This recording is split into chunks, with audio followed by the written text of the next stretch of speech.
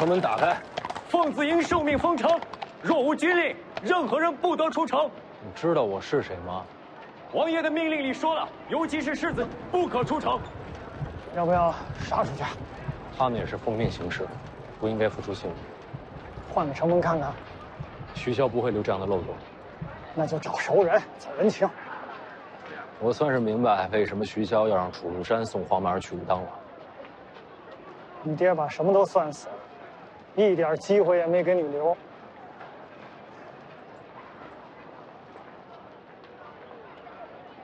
怎么了？放弃了？这营号听着耳熟。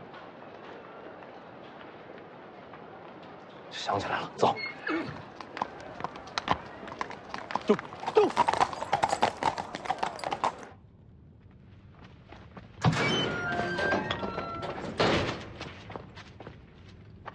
世子又来了。灵州城外，我是第一次见你。是，当时在下奉命接世子回城。当时你报了名号，奉子营是你麾下。没错。走，哎，干什么？帮我开城门。城门怎么了？你家奉子营现在正在封城。为何要封城啊？徐骁的命令。既是军令，自当遵从。我不去。他要毁我弟弟根骨。小王爷，能不能救他，现在就看你了。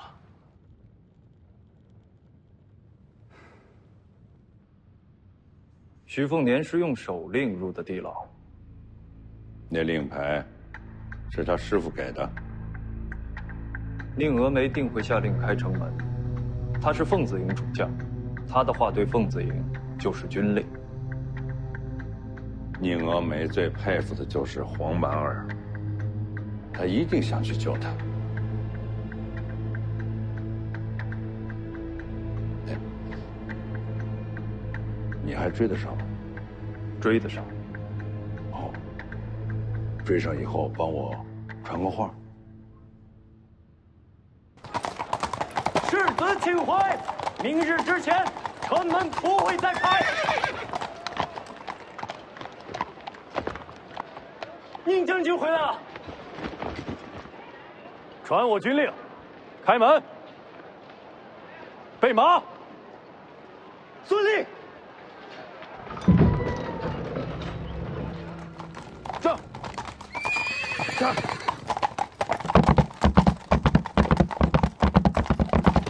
上。停！世子。黄蛮儿呢？留在武当山了。你把他一个人留下了？知不知道徐骁让他去武当干什么？义父没说啊。他要毁了黄蛮儿根骨。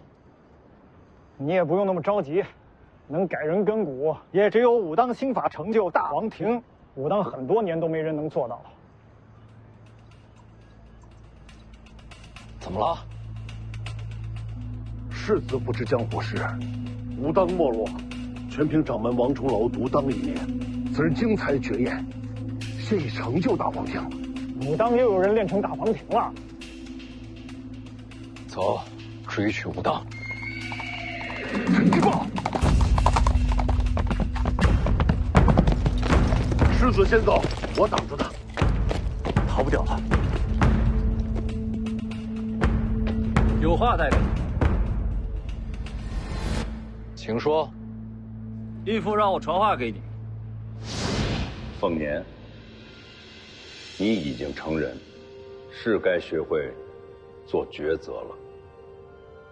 黄蛮儿之事本就两难，既然你已追去，就由你来决定结果。他的意思是让我去武当。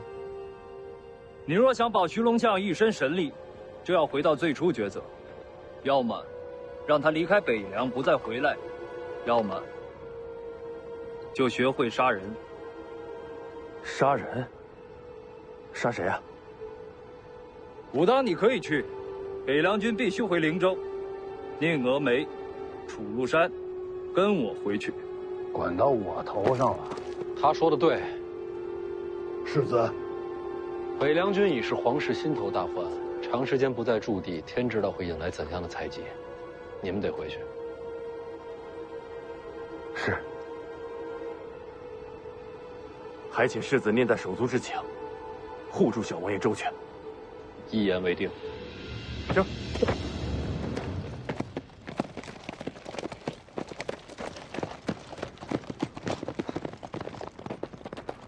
徐凤年，想清楚后果，再做决定。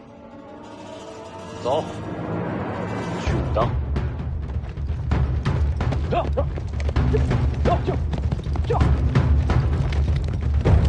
到了，准备怎么要人？杀上武当，直接求见王重楼。武当掌门为你献礼。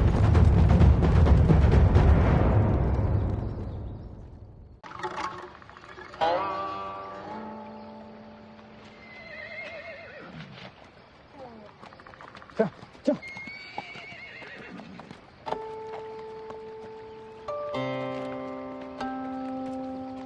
武当掌门居然亲自下山接你，看来武当和北凉的关系不错。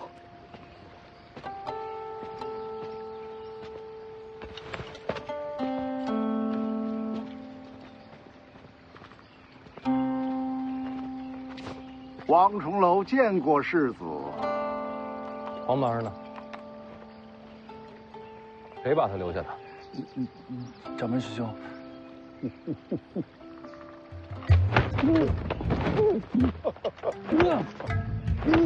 楚先生一路跋涉，辛苦了。见过王掌门啊。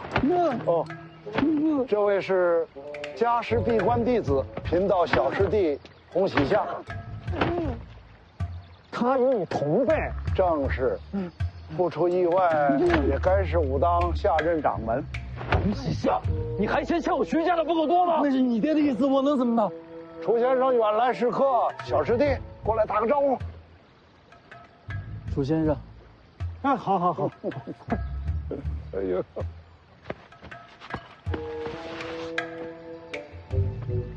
带我去见他。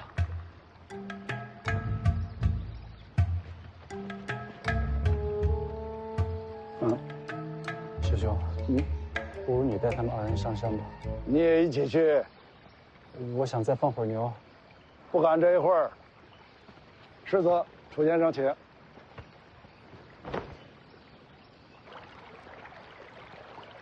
来，世子，请。请。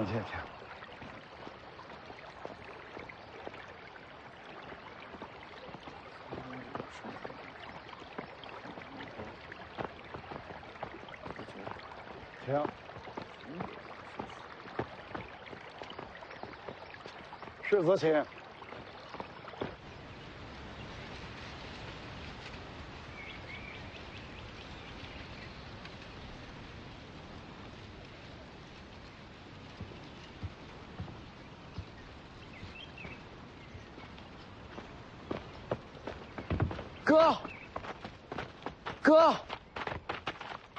哥，我刚想你，你就来了。你还好吗？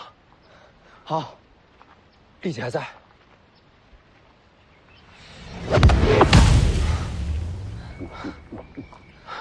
那就好，走，跟我回家。怎么了？爹说了，我不能回去。我说能回去，我说了算。可是爹说，如果我回去，会给哥带来麻烦。我不怕麻烦。世子莫要急躁，不如先让心静下来。你要拦我？世子的家事，贫道怎敢拦？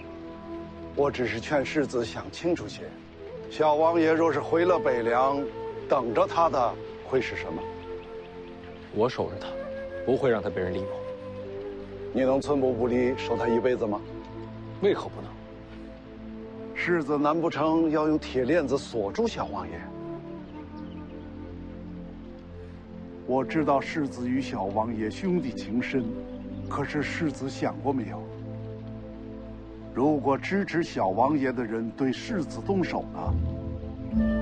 我接着。如果支持世子的人对小王爷动手呢？谁敢？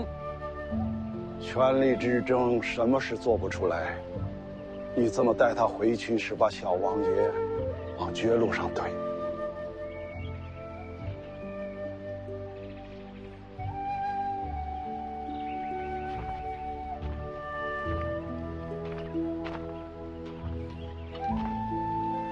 世子还是想清楚再做决定。走，你带他去哪？我带小王爷逛逛武当。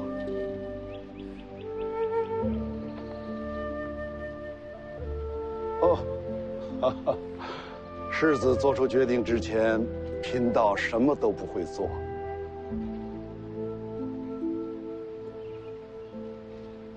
我不走，就住在这儿。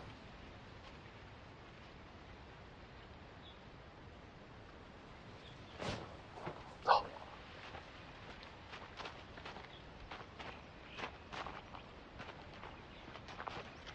好些年没来武当了，我四处看看。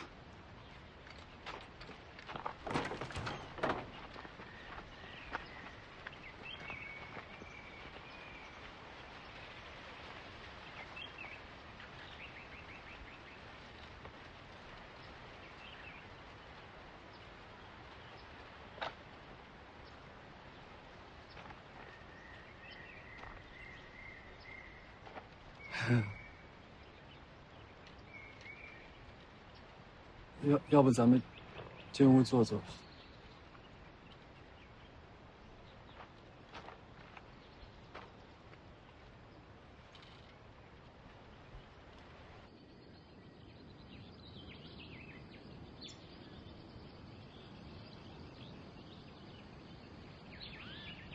小王爷在想什么？是我惹我哥不高兴吗？不是你。但是为什么爹说我回家会害哥？是因为你哥心不够狠。那不好吗？其实很好，只是人间如玉，心软的人容易受伤啊。我可以保护他。哦，哎，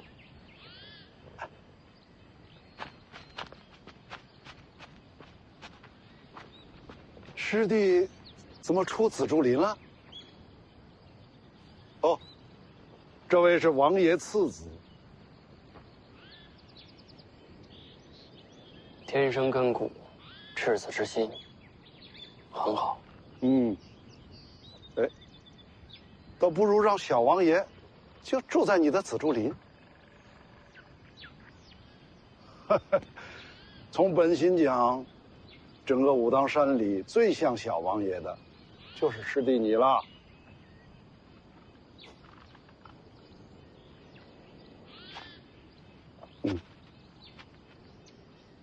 可以。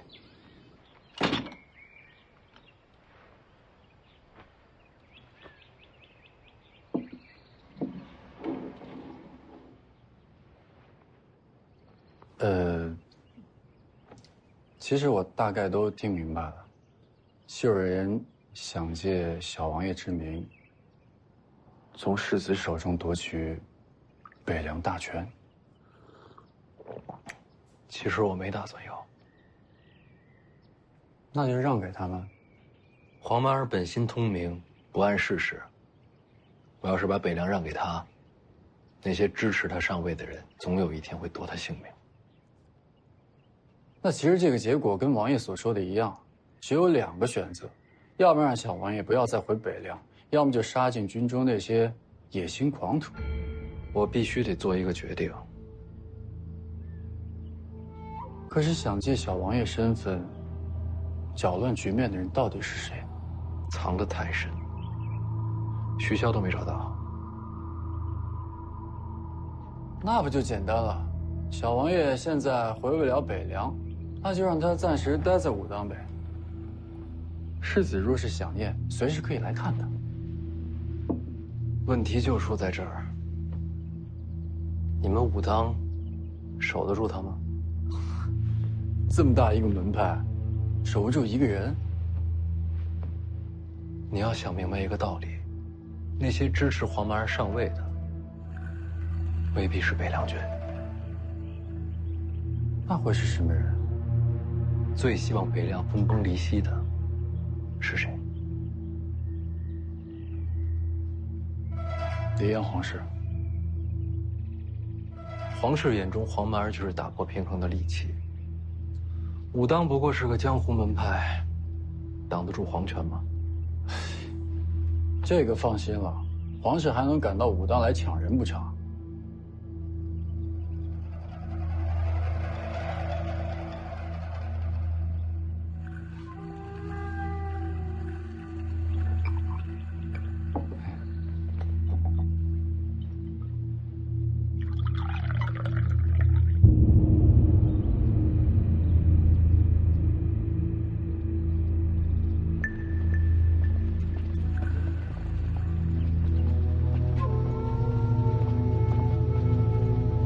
孙雕四，确认徐家兄弟行踪了。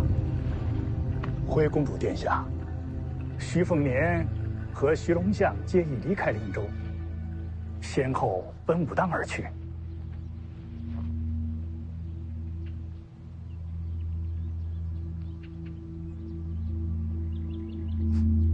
好，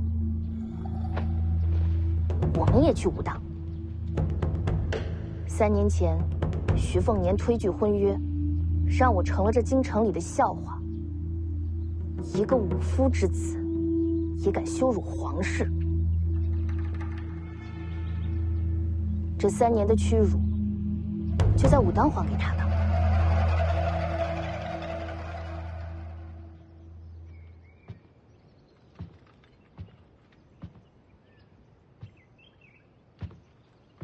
那小道士咋了？怕我打他，溜了。那你弟弟的事怎么办？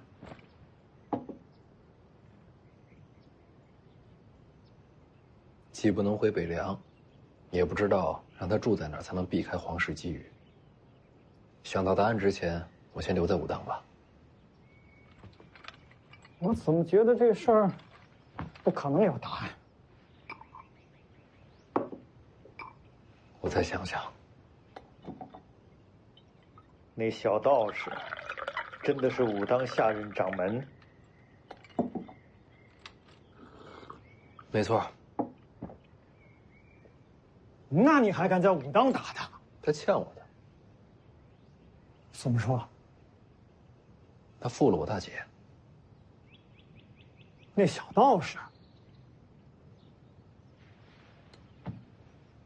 我家常来武当，一来二往之间，我大姐喜欢上了那小道士。之后呢？没什么之后。小道士不肯下山，大姐最终嫁去了江南。他答应过下山吗？从未说过。那就怪不到他了。虽然没说过，但谁都看得出来，洪喜相喜欢我大姐。既然两情相悦，为何没有结果？他家掌门阻挠。这家伙自己发了个誓，不成天下第一，绝不下山。那他岂不是这辈子都不能下山了？偏偏我大姐也不肯再上山。算了，这都不重要。现在最重要的是黄曼儿的事儿，在想出结果之前，就委屈前辈也住在这儿吧。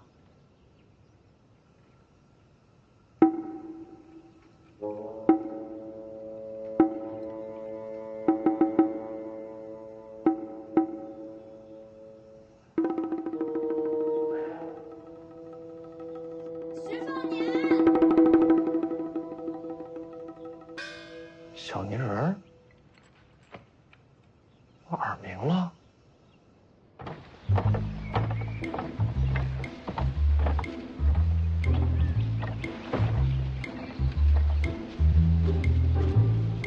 徐凤年，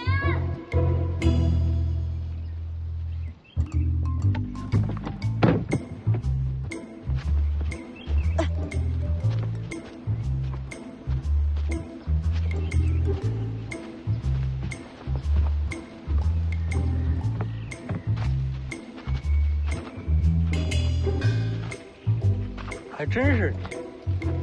你怎么来了？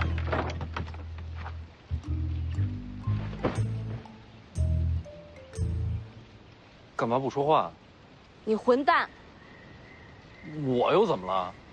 你知道这有多重吗？我背着上山的，快累死了。背的什么呀？换洗衣服、笔墨纸砚，你一样都不带就上武当来了，最后害得我把这些送过来。徐骁是猜到我要在武当住一段吧？他猜你还不是一猜一个准？为什么让你来啊？借马的事儿被知道了呗，还不是怪你。你一个人上来的？马车到了山脚就回去了。你不回去？哦，徐骁是让你留在武当照顾我，那你可惨了。哎，你属小狗的。哎，这屋子让给你们住，我自己找地方。有麻烦喊我。前辈。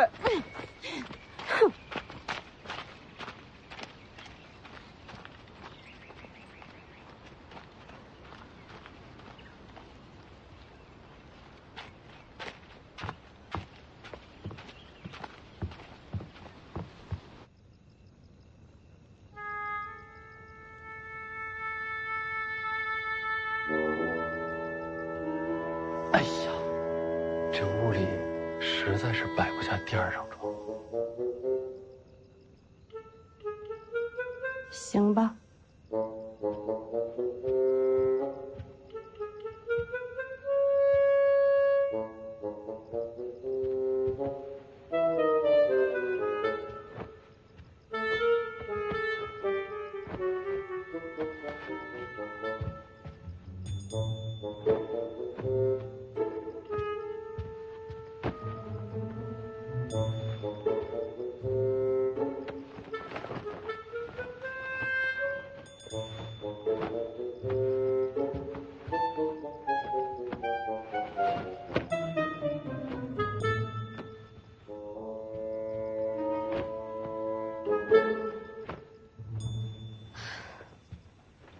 睡吧。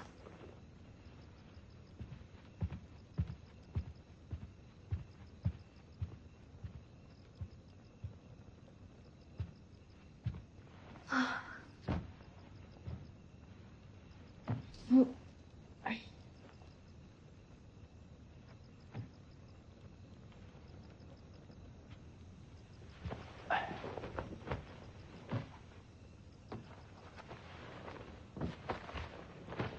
舒服呀！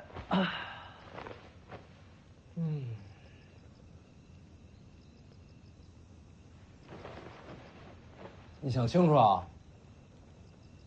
真不需要我跟你换一下？不用，你就坐那儿一晚上？我乐意。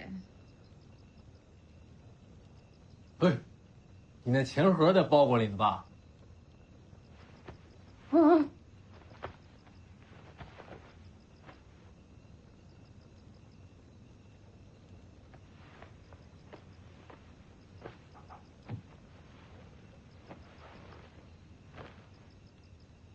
舒服呀！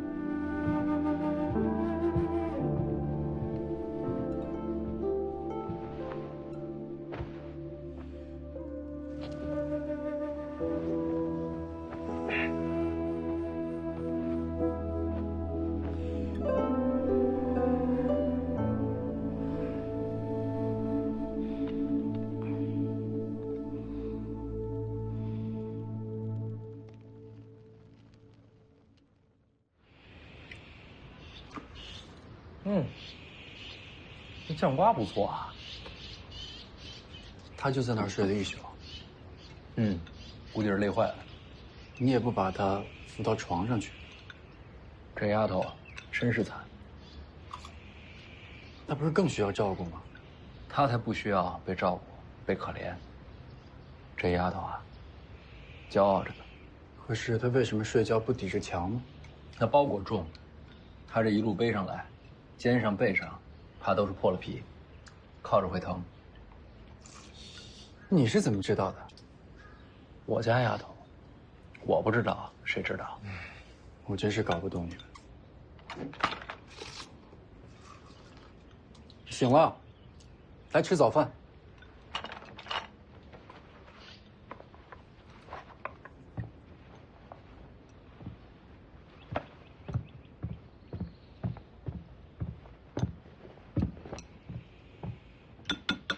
吃饭，吃饭，别管他。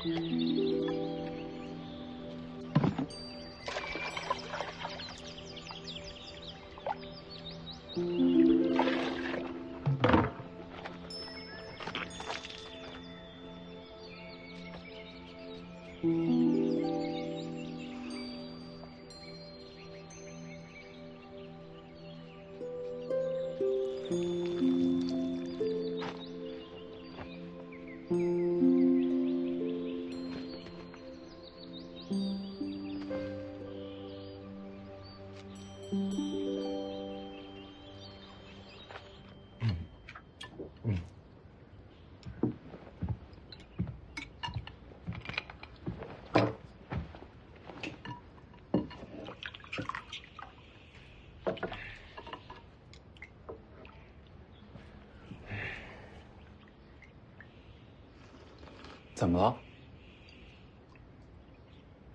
有菜吗？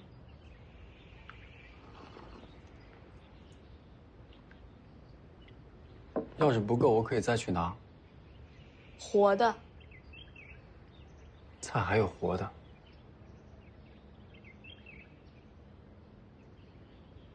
这道士是傻的吗？人家是武当下任掌门。世子，这到底什么意思啊？他是问你有没有菜籽瓜苗之类的。可这怎么是活的呢？没出土之前，不是活的是死的吗？姑娘说的对，是活的。姑娘要这些做什么？种啊。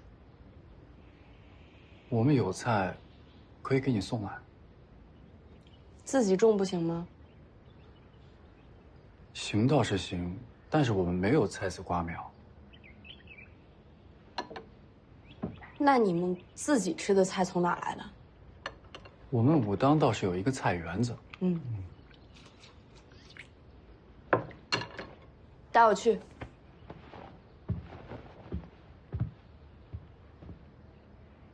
走啊！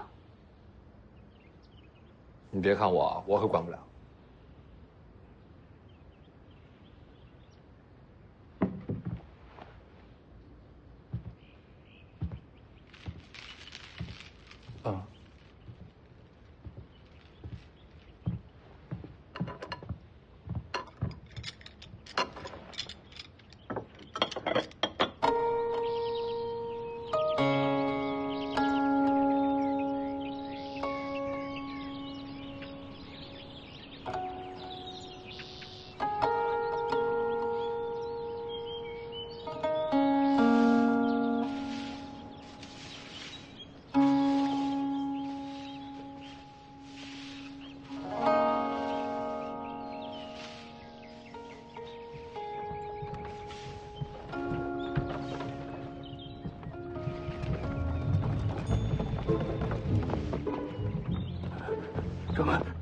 掌门，这不是菜头吗？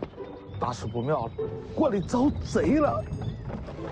菜园子里的菜被偷走了许多，得彻查呀！谁会偷菜啊？哦，该不是山中林鼠闹灾？怎么那是那铁锹挖的呀？也许是狐狸成了精了。哎，日后多加小心就是了。啊，去吧。啊。干嘛？狐狸吃肉的，它不吃菜呀。夫玄道者，得之乎内，守之者外，用之者神，忘之者气。此中要言，你可要自己参透，不要事事都问掌门。用之者神，忘之者气。用之者神，忘之者气。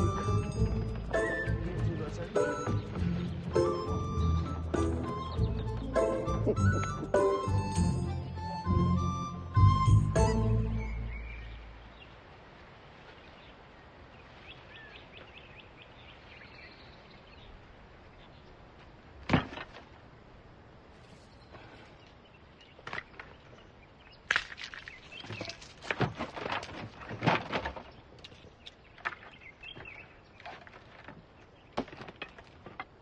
江妮姑娘，你偷菜这件事情，千万不能让掌门师兄知道。我让你带的路，菜也是我挖的，让他找我，跟你没关系。还是守密为好。你怕他？他打你？掌门师兄，他不打我。那你怕他做什么？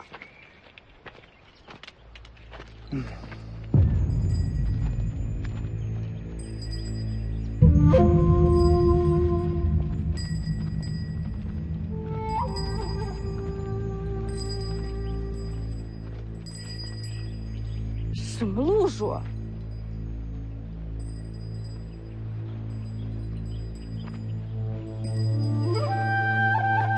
红岭3天正法，龙虎山。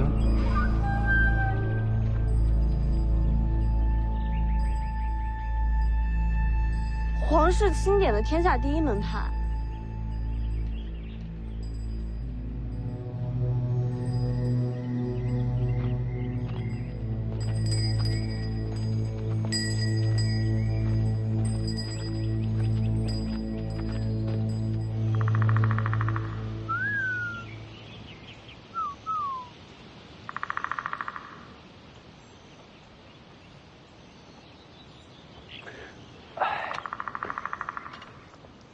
其实待在武当也挺好的，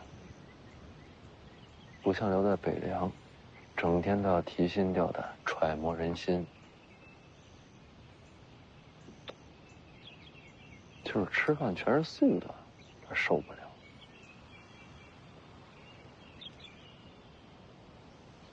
哥，你跟我来。怎么了？不快。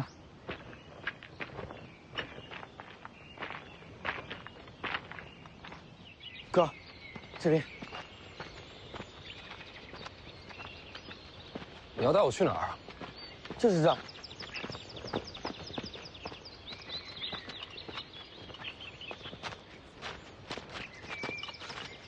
你就住这儿啊？对啊，里面有个小木屋。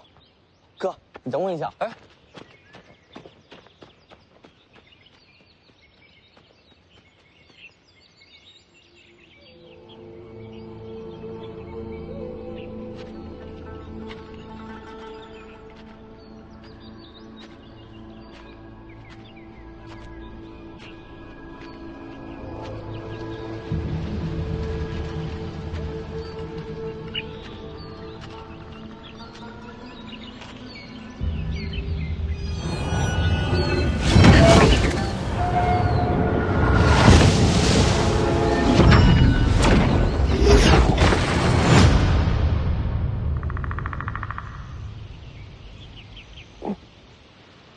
哥，你醒了？我怎么又睡在这儿了？你不是睡，你是晕了。为什么会晕？木剑道士把你打晕了。木剑道士？住在竹林里那个。嗯。他也是武当的。他没打你吧？没有，木镜道士是我心境。他用什么把我打晕的？剑气。剑气。武当还有这种天才？哥。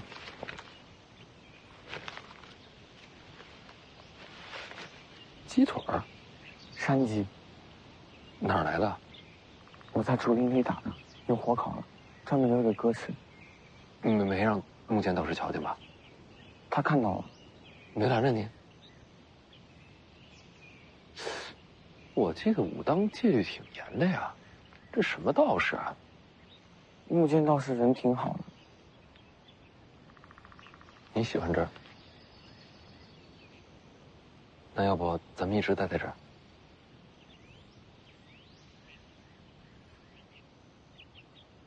你不愿意？哥是要走的。我去哪儿？哥要回家。爹说，家里不能没有你。大姐、二姐都不在，你也要走，我一个人回去有什么意思呀？那还算是个家吗？爹希望你帮他。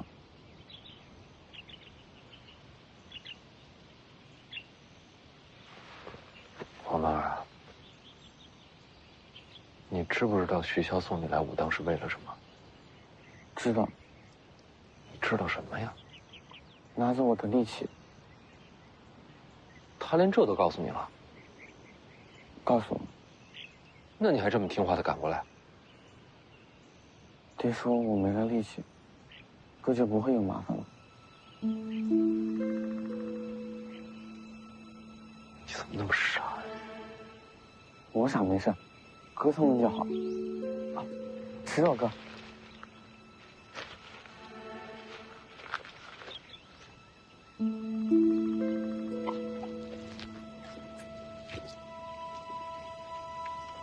好吃吗？好吃。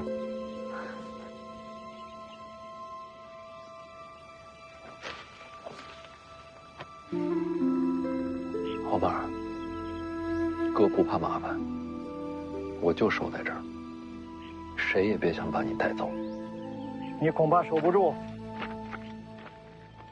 前辈，这些天都没怎么见到你。在山里闲逛。您刚才说我守不住，是什么意思？龙虎山来人了，找他的。人呢？在你屋子门口，架势挺大。黄曼儿先回林子里，不是哥叫你，绝对不要出来。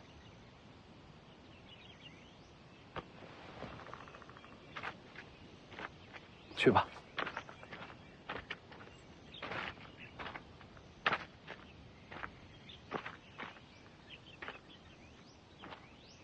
如果我和龙虎山的人起了冲突，前辈会帮谁？哼，我早想着和天下第一门派对招了。多谢前辈。不用谢，只是别忘了啊，剑九皇只让我护你2个月，时限很快就到。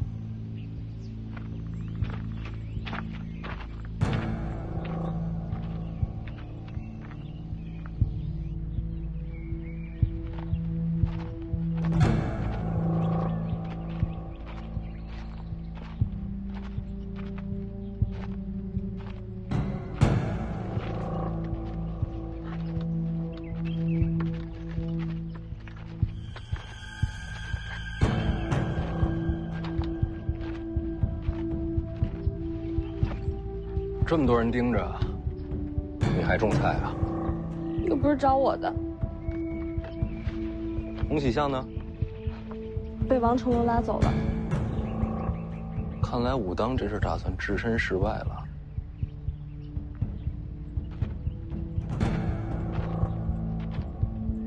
我是徐凤年，哪位找我？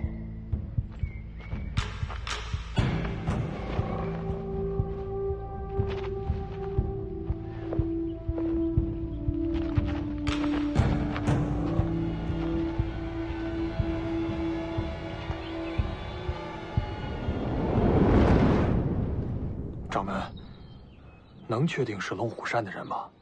可别被招摇撞骗的人蒙过去了。我亲眼见了，来的是赵熙团。赵熙团，龙虎四天师里的赵熙团，正是。掌门，龙虎山如今如日中天，天师亲临武当，咱们可不能不管不顾啊！是啊，这样是想想办法。小师弟，你说呢？我觉得咱们教派叫武当，也不代表整个武当山都是咱家的。咱不是占山为王，这么大座山，想逛就逛呗。啊，那毕竟是龙虎天师啊！对呀，什么龙虎天不天师的，反正都是来找徐东相的，跟咱们有什么关系？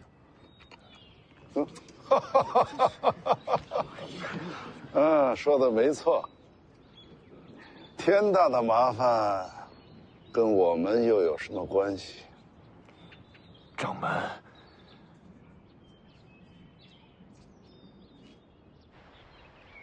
徐凤年，正是。徐龙相在哪儿啊？让他出来。贫道要带他回我龙虎山。敢问阁下是？龙虎赵熙团。赵熙团，竟是天师亲临啊！那怎么能站这儿呢？这岂不是怠慢了天师？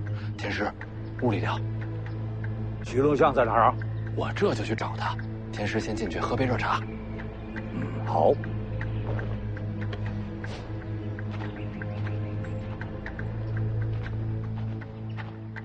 打得过吗？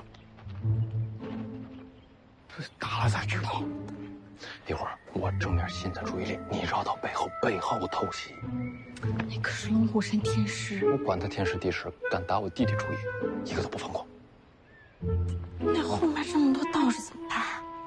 刀往天师脖子上一架，看谁敢动手。你闹这么大动静，龙虎山不会放过你。没事，就说武当掌门让我们干的。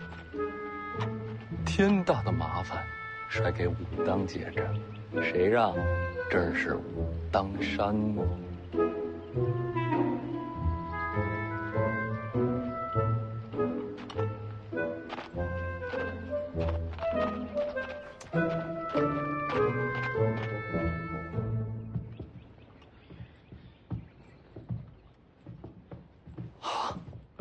确实是简陋了些，天师万物见怪啊。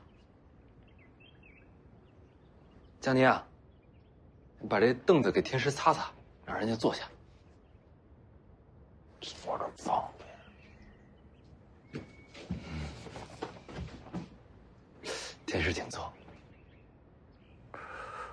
哦，风是大了点儿。哎，我来关门。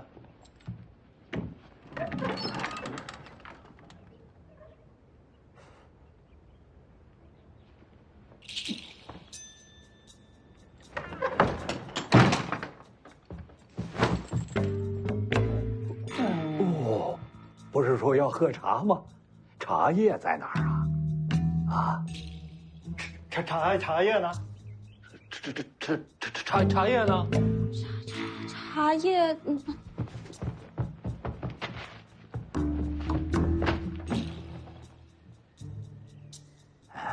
这有了茶叶了，水烧的怎么样啊？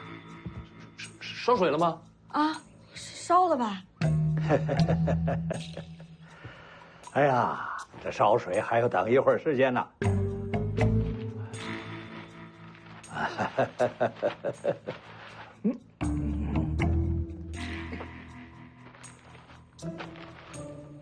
哎，世子不必惊慌，也不要误会，贫道这次来的目的就是要带小王爷回龙虎山。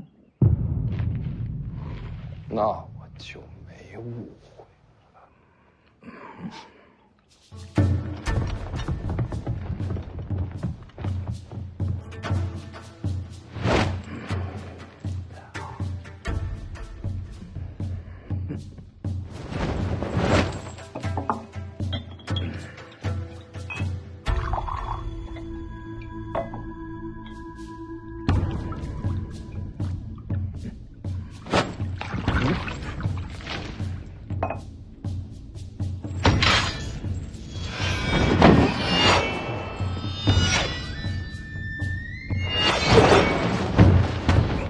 嘿，不打架，不打架。贫道是说啊，你说他怎么不呼救啊？叫一声外卖人不就来了？我哪知道啊？是戒酒皇让我来的。老黄，等等，你是说，是老黄让你把黄满儿带去龙虎山？剑九皇知道世子为难，他离开了北凉，先来到了龙虎。世子应该知道，你弟弟现在可是奇货可居啊。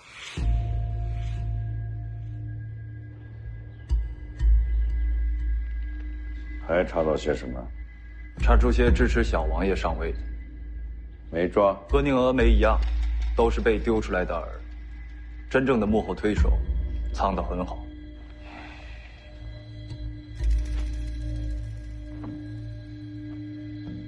凤年还在武当，是，一直不肯下山。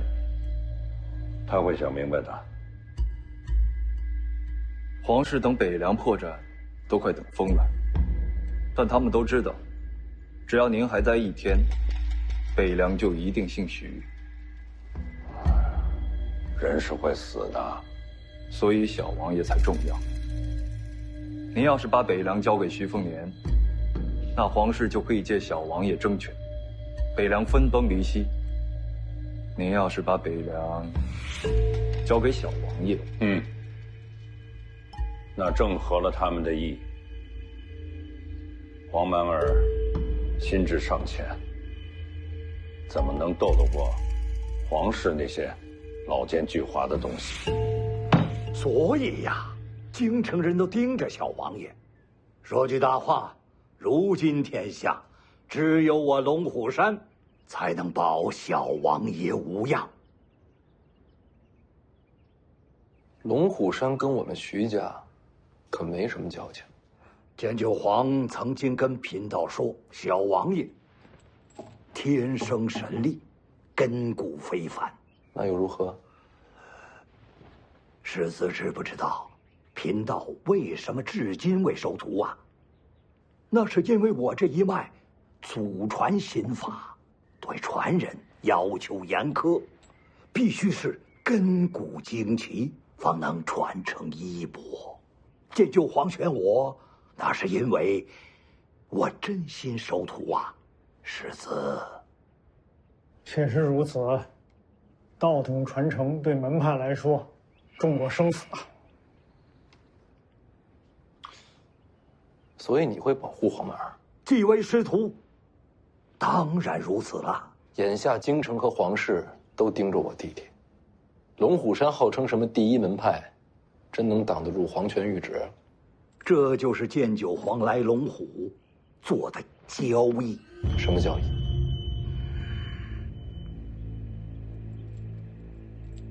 此事涉及皇室，乃是绝密，贫道只能说给你一个人听。啊，我去外边等。你可以留着听。我这样的身份，听黎阳朝的秘密，你是嫌我死得不够快吗？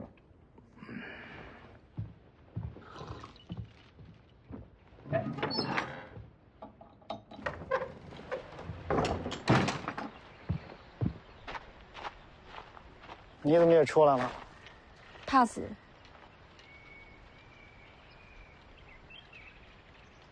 我真是看不懂你和徐凤年那小子。看不懂什么？小姑娘，世上人潮翻涌，遇到一个人不容易啊。人跟人又没链子锁着，时光一冲就散了。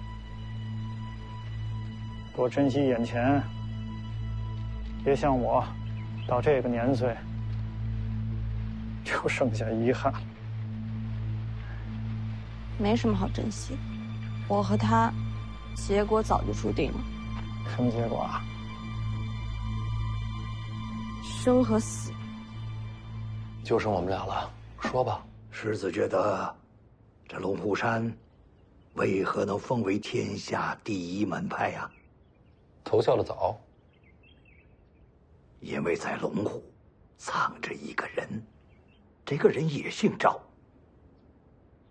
那龙虎山天师一门不都姓赵吗？不是天师的赵，是皇室的赵。皇族。论辈分，他可是如今黎阳朝的老祖宗了。贵族藏匿在龙虎，这天下第一门派还能给谁呀？他为什么藏在龙虎？他在垂钓。什么？具体的你不用理解，你只需知道，此人求的是武道终极，人间至高。可是要想走通这条路，武帝城王仙芝是一道避不开的墙啊。龙虎山有个老家伙，一直想试探一下王仙芝的底细，但是他根本不敢出手。那知道我要去迎战，欢天喜地的要在旁边观战，这不就是买卖吗？老黄用自己做交易。正是。剑九皇挑战王仙芝，那人借此探王仙芝虚实，条件是龙虎护住小王爷。那皇室能善罢甘休吗？毕竟是皇族先辈开口了。再说，他人留在龙虎，皇室自然放心。再加上，贫道我要传承弟子，必会在暗中守住小王爷。这明里暗里，小王爷都是万无一失啊。世子，剑九皇曾经说过，他来龙虎就是为了世子闯出第3条路来。我这几天一直在想我们这游历3年遇到的事情。老黄是没用，但是也想能够帮到少爷。老黄啊，他跟王仙芝分出胜负没有？最新消息，他已经来到武帝城外。估计这决战结果很快就会传来。若有消息，贫道第一个告知世子。话都说尽了，贫道现在可以见小王爷一面了吧？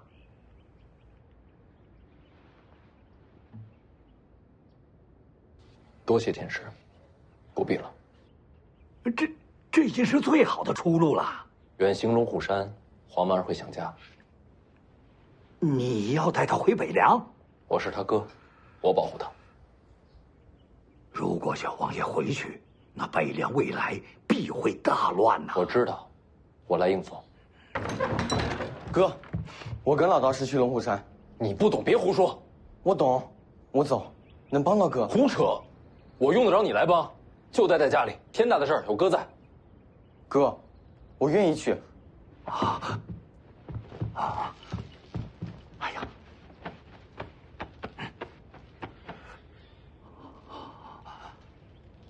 想不到天下真有如此根骨，看来剑九皇没有骗贫道啊！贫道这一脉，终于有了传承了！老道士，我们能走了吗？你得叫我师傅。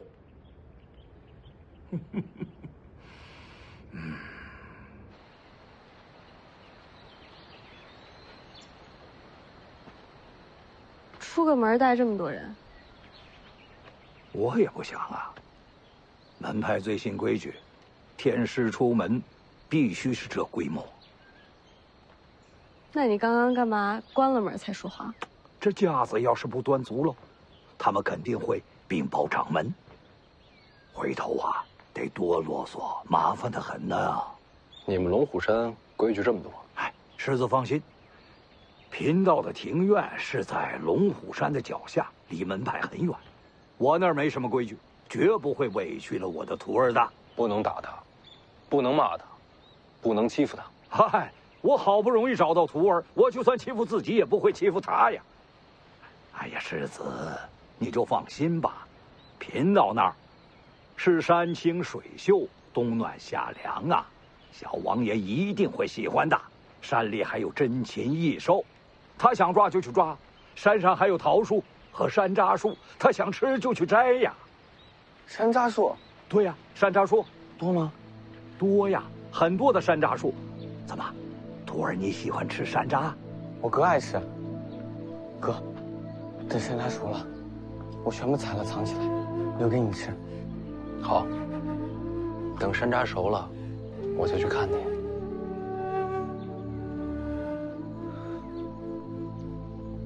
好了，我们走吧。等等，黄曼儿，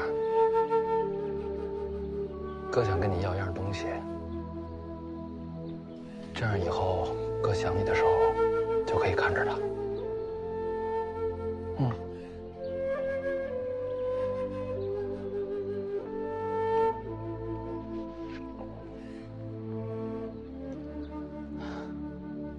好，哥，以后你要是想我了，就大声喊我，我一定能听见。哎呀，好了，世子，来，徒儿，咱们走。哎，等等，世子啊，有2句话，能不能麻烦你转告给王重楼啊？你说。哦，王掌门修炼的大黄庭声名遐迩，如此绝技，岂能蒙尘啊？龙虎山愿意上门切磋，求教大黄庭的风采，就这2句，烦请世子能够转告啊。这是要凭武力镇压武当。哎，门派之间嘛，都是这样。好了，徒儿，咱们走。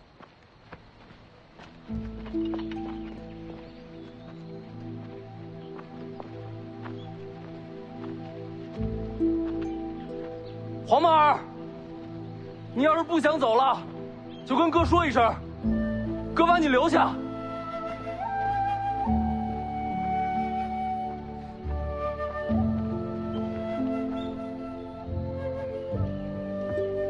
你知道怎么才能把他接回来吧？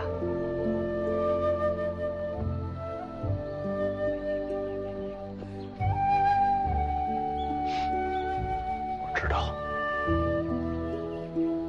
我接手北凉，就能接他回家。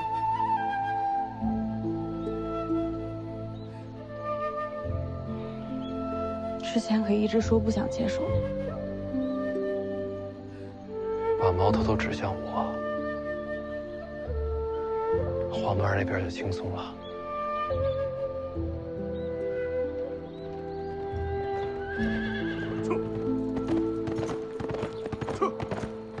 咦？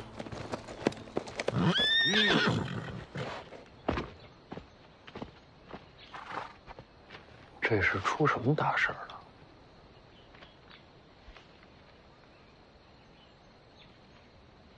他看你干什么？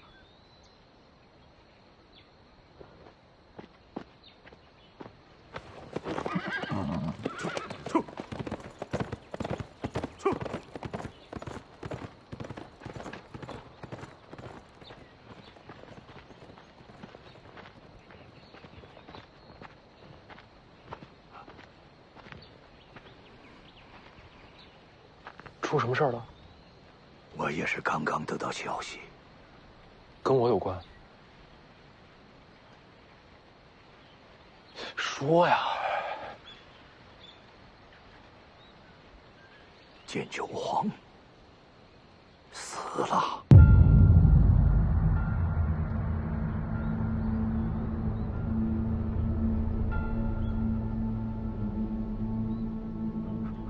给我。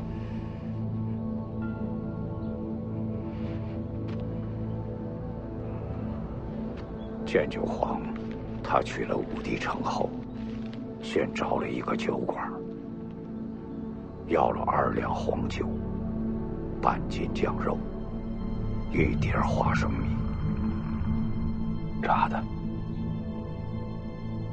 他不喜欢粗泡，不喜欢水煮，就喜欢吃沾盐的油炸花生。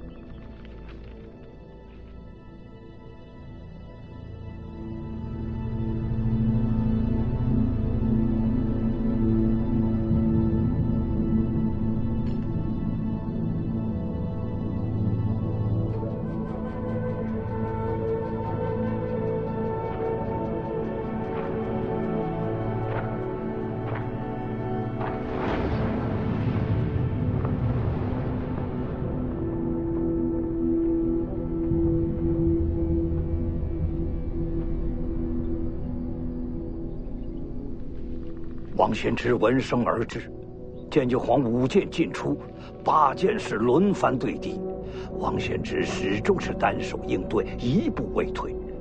68招后，剑九皇用出剑九，有一武林人亲眼见到这一剑，称此剑如银河倒挂，倾泻千里，已非人间剑术。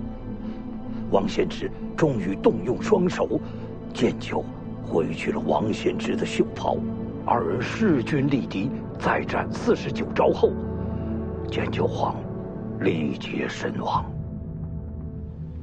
老黄没输，他就是老了。王献之亲口承认，若不是剑九皇力竭，这一战自己略处下风。剑九皇气绝之前，王献之问了这一招剑九的名字。6千里，这一剑是我取的名字。剑九，6千里。王献之感叹：此剑一出，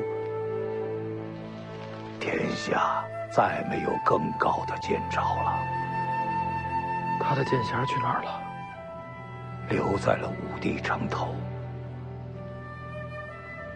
终了时，剑九皇经脉俱断，盘坐城头，望着北方，四而不倒。还有人听见他直到死前一直在哼一首古怪的歌谣。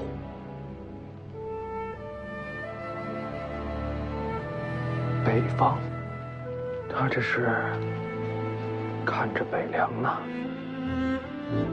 能把王献之逼成这样，天底下没有几个了。剑九皇已经是传奇了。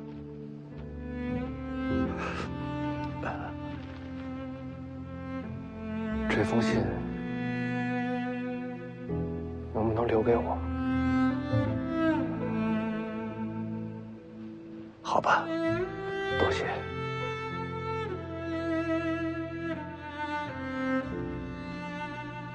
世子节哀吧，剑九皇也算是求人得人。